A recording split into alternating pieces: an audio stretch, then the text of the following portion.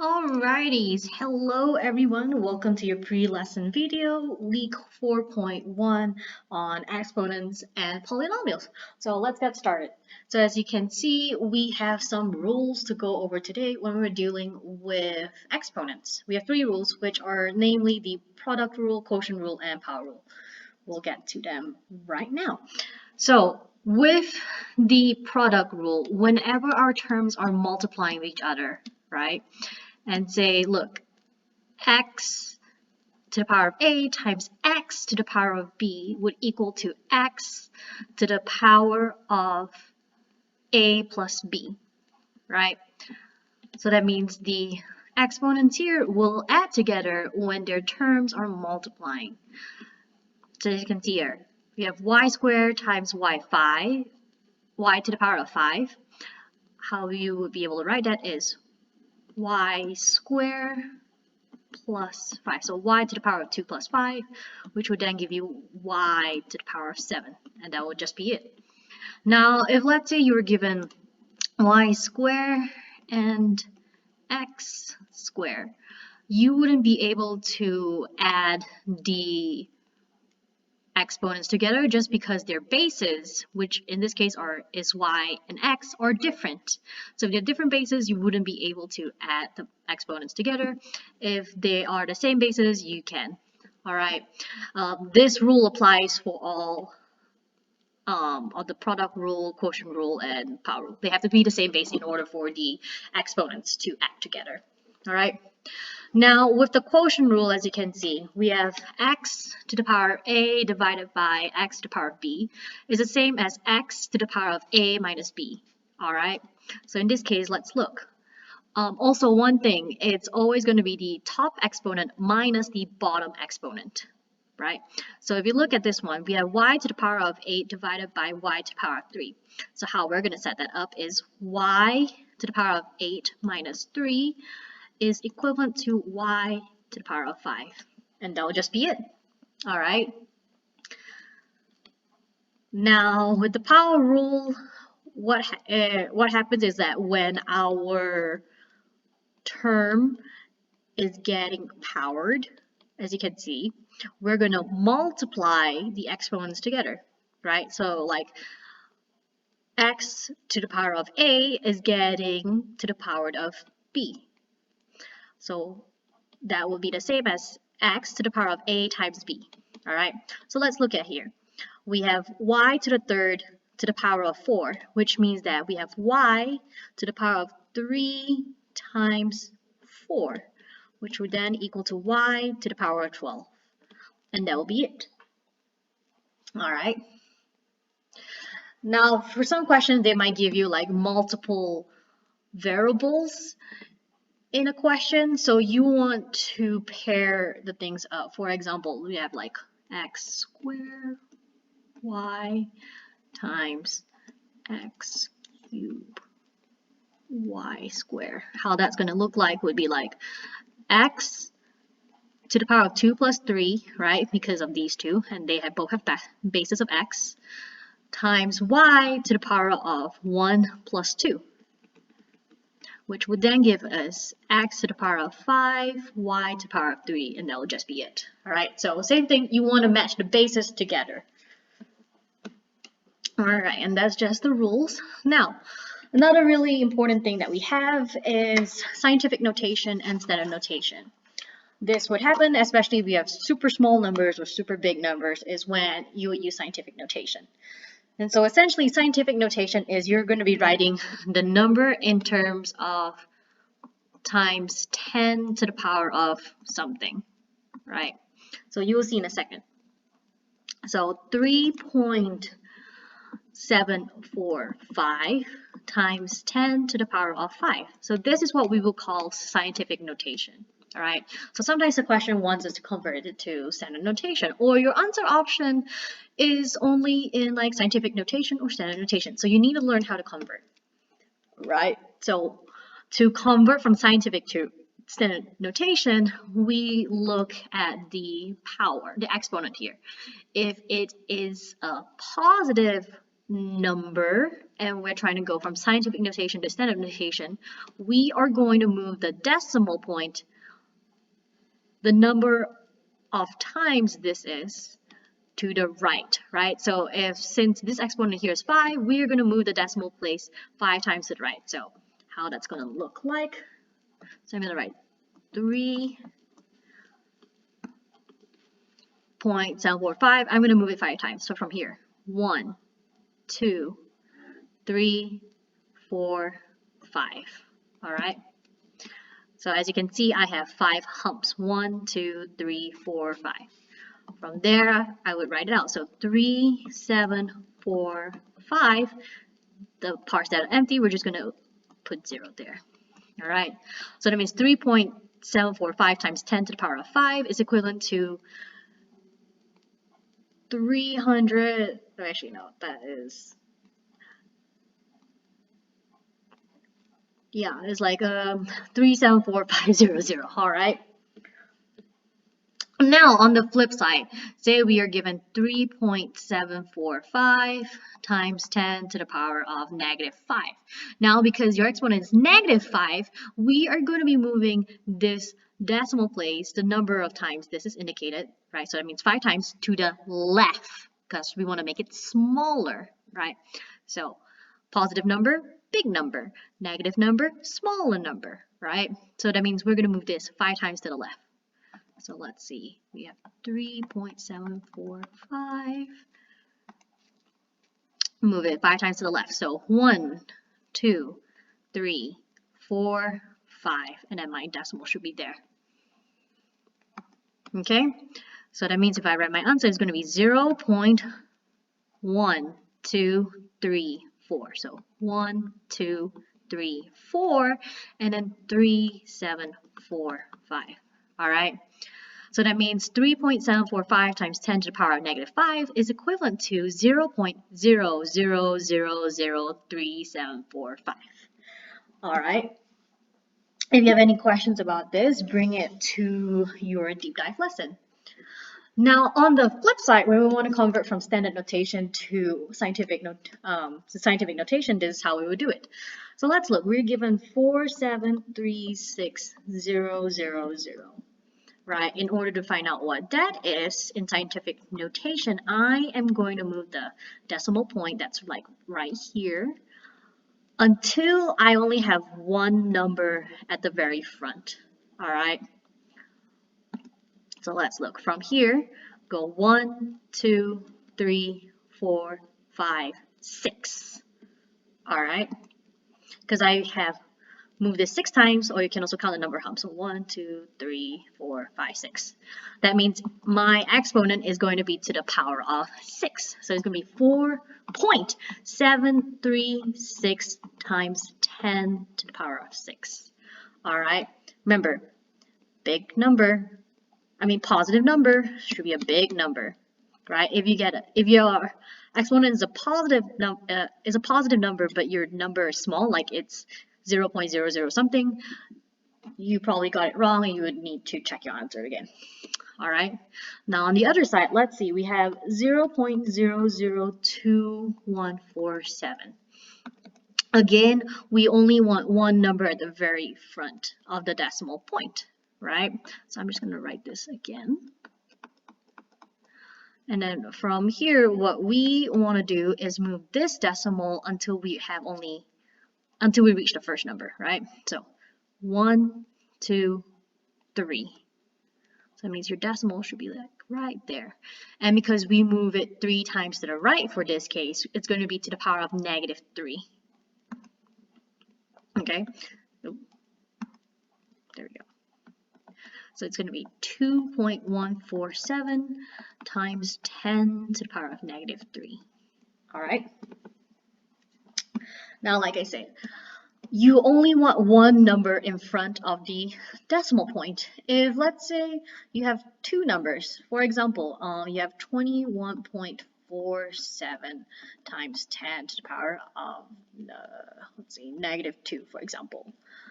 This would be considered wrong because of this. When you write it in scientific notation, it should be this number in front of the decimal should be less than 10. All right. So in this case, 10 to the power.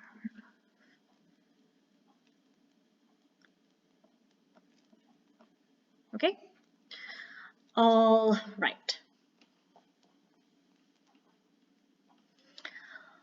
Now, when we are doing some operations, we will want to, here are some tricks actually. I'm just going to show you. How about that? All right, so when we are adding our numbers and they're in scientific notation, so like 9.4 times 10 to the power 3 plus 2.1 times 10 to the power 3. You can, if they have the same exponents, right? So in this case, 10 to the power 3, 10 to the power 3, just add the 9.4 and 2.1 together first, right? Which will give you 11.5 times 10 to the power 3. Now remember, when we write scientific notation, like I just mentioned before, this has to be to the power of 1. I'm sorry, not to the power of 1. This has to be, there can only be one number in front, right? And since also this is more than 10, we would have to adjust it. So I'm going to move this one spot to the left, which will give me 1.15 times 10 to the power of 4. And that will be the answer for that. Now on the flip side, let's look. We have 5.6 times 10 to the power of 5 minus 7.4 times 10 to the power of 4. Okay. Now if you look, the exponents for these two numbers are different. So what you could do in order to operate on them is to change one of these numbers into the so that they both would have the same exponent. So let's look. I am going to change this one to have it to the power of 4. So once I convert, I'm going to get 56 times 10 to the power of 4. Might not be correct now, but for just the purpose of being able to solve this, we'll just convert it temporarily. All right. Minus 7.4 times 10 to the power of 4. Once we subtract all of that, we get 48.6 times 10 to the power of 4. This is more than 10, so we got to adjust it. So now we will get 4.86 times 10 to the power of 5. All right. Now when we're multiplying our scientific notations, let's look at this example. So we have 1.2 times 10 to the power of 3 times 4.3 times 10 to the power of 2. What you would do here is these two numbers, so 1.2 and 4.3, just multiply them like normal first. You will get 5.16 times 10, and because look, exponents and your terms are multiplying, so you're just going to be only adding the exponents together. So it's going to be 3 plus 2, which gives you 5. So that means your final answer is going to be 5.16, which we did from here and here, multiplying each other, times 10 to the power of 5. And you get 5 from adding 3 and 2 together. All right? Now, same thing can be done when you're dividing, right? So let's look. We have 9 times 10 to the power of negative 6 divided by 3.3 times 10 to the power of 3. I'm going to take 9 divided by 3.3, and that's going to give me 2.73 times 10 to the power of, and because the terms are dividing with each other, that means the exponents are going to subtract, right? So it's negative 6 minus 3, which would then give us negative 9. So our final answer for this is going to be 2.73 times 10 to the power of negative 9. All right? Alrighty, so if you have any questions about like scientific notation to standard notation and how to operate with them, feel free to ask me during your deep dive lesson. Alright, now the next thing, numerical bases and exponents of 0.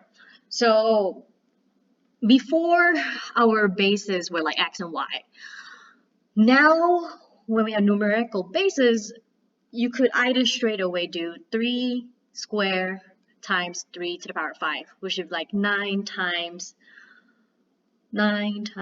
whatever 3 to the power of 5 is, right? Or the faster way would be, because the bases are the same, you could just first add the exponents together. So we have 3 to the power of 2 plus 5 which would equal to 3 to the power of 7, right? And then from there, we will find out what 3 to the power of 7 is, which is 2,187. And that will be the answer, all right? Now, same thing, because this is a dividing and the bases are the same, we can first simplify it by doing 2 to the power of 7 minus 4, which is 2 to the power of 3, which would be the same as 8. And that'll be our answer. All right. Now, same thing with the power rule. We will first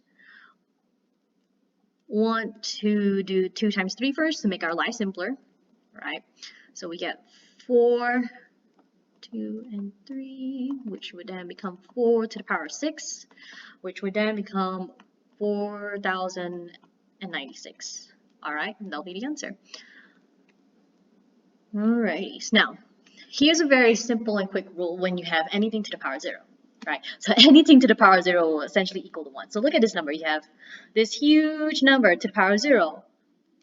It's just going to equal to 1. You have like 10 million to the power of 0. That's still going to equal to 1.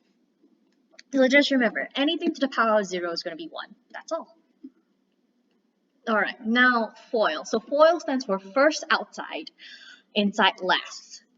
Essentially, foiling is the same thing as distributing and expanding your parentheses like what we did in the previous topics, except that now we would just need to consider the exponents of the terms, right? So if you look here, we have x squared times x cubed plus x plus 2. Like we distribute before, we want to do this times this and this also, right? So if we look, we have x squared times x cubed, so it's going to be x to the power of 2 plus 3, plus, because it's a positive sign, x squared times x, which is going to be x to the power of 2 plus 1, and then x squared times 2 is just simply going to be 2x squared, right? Because 2 doesn't have an x. From here, let's simplify it. We get x to the power of 5 plus x to the power of 3 plus 2x squared. And that is just going to be our answer. Simple as that. All right, now let's look at the bottom again. We're going to multiply everything from outside to inside slowly, right? So we have x to the power of 1 plus 4 plus, now look, there's y, right? But this is x. Again, we want to match the x's together. So it's going to be x to the power of 1 plus 1 times y squared plus, x and y. So it's just going to be x times y. That's all. All right.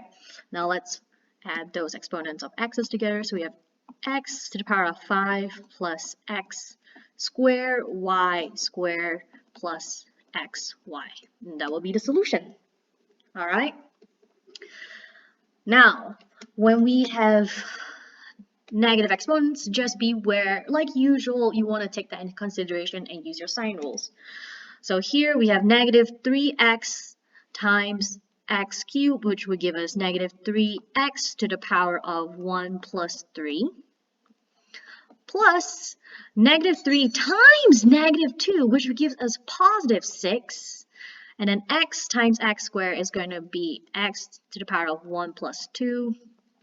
Negative 3x times positive 4 is going to give us negative, right? Because negative 3 times 4 is negative 12. So it's going to give us negative 12x. And then from here, let's solve the exponent. So we have negative 3x to the power of 4 plus 6 to the power of plus 6x to the power of 3 minus 12x. All right, and that will be it for foiling. Again, if you have any questions, bring it to your deep dive lesson. All right. Now with adding and subtracting polynomials, it's the same thing as before where we, group the like terms, except that now we have to consider the exponent of the term for it to be considered the same species. And here's what I mean. My tip when you're trying to add and subtract polynomials together, group them by their exponents. Because if you look, x to the power of 4 is going to be a different species from anything that has x to the power of 3. All right, so we want to group them also with the same exponent number. So we have x to the power of 4 minus 2x to the power of 4, grouping them together, plus 3x cubed minus 7x squared plus 1. We can solve this because they are the same species, right? So that's going to give us negative x to the power of 4. These are different species from each other, so we're not going to be able to do anything, so we'll just write them down again. Alright, so that means our final solution for this is going to be negative x to the power of 4 plus 3x to the power of 3 minus 7x to the power of 2 plus 1. And that's it.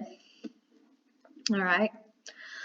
Now for this one here, first we are going to need to distribute this. So we're going to write the parts that we didn't touch. Alright, and then let's just distribute. We're going to get negative 2x squared minus 10x plus 18. Again, group your like terms together so it's easier to see. Once you group them, solve it. So here our final answer should be x squared minus 14x plus 18. And that's it. Alright. Now polynomial long division. So when you have these kind of questions, you have two methods to use. You could either use polynomial long division or synthetic division, depending on what you're dividing with. If you're given with this, it's a little bit easier to do with polynomial long division. Anyways, so with polynomial long division, let's get this set up first. So it's going to be over. The one that's by is going to be outside. So you have x squared minus 3x plus 1. Now here, I want to rearrange. I'm going to write everything, including the exponents that are not here, which is like x cubed, x squared. You will see why in a second. It's just to also help you keep track. So you have 2x5 plus x to the power of 4 plus, we're just going to write 0x to the power of 3 plus 0x to the power of 2 minus 6x plus 9, right? Now, with polynomial long division, my big tip for you is, one, if there's 3 terms here, you're going to write it like above the third term as you're writing, so you can keep track of like what you need to drop down next. Now, how to solve it is, we are trying to get rid of this term that's at the very front, right, every time. So we got to see what times x squared is going to make it become 2x to the power of 5, right? And so let's see. 2x to the power of 3 times x squared will make it become 2x to the power of 5, which is what we want. Great. So let's write that there. Now, because we have this, we are also going to multiply it with all the other terms here. So we have 2x cubed times negative 3x, which is going to give us negative 6x to the power of 4. 2x cubed times 1 is going to give us positive 2x cubed. Alright, now because it is division, we are going to be subtracting the bottom equation. So, big thing, put a parentheses around and then put the minus sign because it will affect the signs in front. Alright, I mean the signs in front, inside the parentheses. Now from here, let's subtract. So 2x to the power of 5 minus 2x to the power of 5, 0. Beautiful, that's what we want. Now the next thing, you have x to the power of 4 minus negative 6 to the power of 4, right? Negative, negative, so that means they're going to be adding. So x to the power of 4 plus 6 to the power of 4 is going to become 7x to the power of 4. 0 minus positive 2 becomes negative 2x to the power of 3. Now from there, I'm going to drop my 0x squared down so I can continue on. Now the next thing you do, I want to get rid of this. So what times x squared would equal to 7x to the power of 4? I've determined that I would need to multiply x squared with 7x to the power of 2 in order to get 7x to the power of 4, right? And then from there, 7x squared times negative 3x is going to give me negative 21x cubed. 7x squared, put parentheses around, and then subtract. This gets rid of each other. Negative 2x cubed minus negative 21x cubed is going to give me 19x cubed. 0 minus positive 7x squared minus 7x squared. All right. Now on the drop down negative 6, let's drop it down. All right. How am I going to get rid of 19x cubed with this, right? So I've determined that x squared times 19x is going to give me this, right? Now from here, 19x times negative 3x is going to give me negative 57x squared. And then this part will be 19x parentheses minus, boom. Now this is going to become 0. Negative 7 minus negative 57 is 50x squared. Negative 6 minus positive 19x is going to be negative 25x. Drop my 9 down. How am I going to get rid of this? I've determined that I need to multiply x squared with 50. All right. Negative 3x times 50 is negative 150x.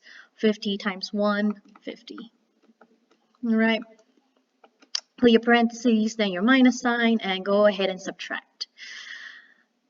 Negative, we know this is going to become 0. Then negative 25 minus negative 150 is going to give us positive 125x. This is going to give me negative 41. All right. And because I have nothing else here, that means that's the end of dividing. Therefore, my answer is going to be, this is how you write it. It'll be 2x cubed plus 7x squared plus 19x plus 50 plus, this is how you write the remainder. So you're going to take the remainder here, 125x minus 41, divided by whatever you were dividing it with. So x squared minus 3x plus 1. All right, and so this would be the solution to this polynomial long division. All right, if you have any questions, bring it to your deep dive lesson. All right, now to your last thing, synthetic division. Synthetic division, if you know how to use it, will be a lot faster than polynomial long division. But really, it's also up to you, whichever one you feel more comfortable with using. Now, a polynomial long division, first I need to determine what x would equal to. So x minus 4 equals 0, x equals 4. And this is how you would set up for synthetic division. We'll write 4 out here because of this. You draw it like that. And then we'll write the coefficients for all the terms here. So like in this case, x cubed is missing. So we'll write 0 in that place. So we'll write it in order from in descending order. So from biggest to smallest exponents. So 7, 0 because x cubed is missing. 1 because this is 1. Negative 8, 2. All right. Now always at the first one, we are going to drop it. Now the next thing that we're going to do is 4 times 7, which would then become 28. And then from here, we are going to add the two numbers to give us this number here, which in this case, 28 plus 0 is 28. And then we're going to repeat the cycle of 4 times 28,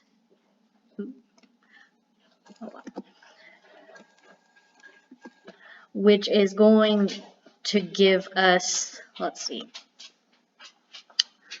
112, right? Add these two numbers together, you are going to get 113. And then again, 4 times 113. That is going to give us, let's see, 444. All right. And then we're going to add these two numbers together to give us, actually, my bad. this is supposed to be 452. Now 452 plus negative 8 is going to give us 444. There we go. All right.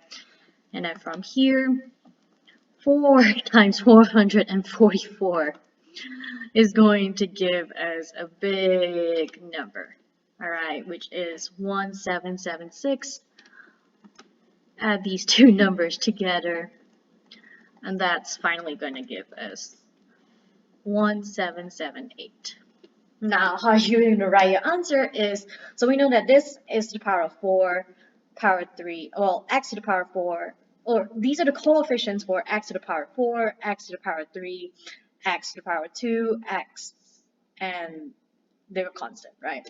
At the bottom, all of these are going to be coefficients of one less of the top, right? So this is x to the power of 4, this would be x to the power of 3, this will be x to the power of 2, x to the power of 1, x to the power of 0, so a constant, which means this is our remainder, right? And this is how we will write our remainder.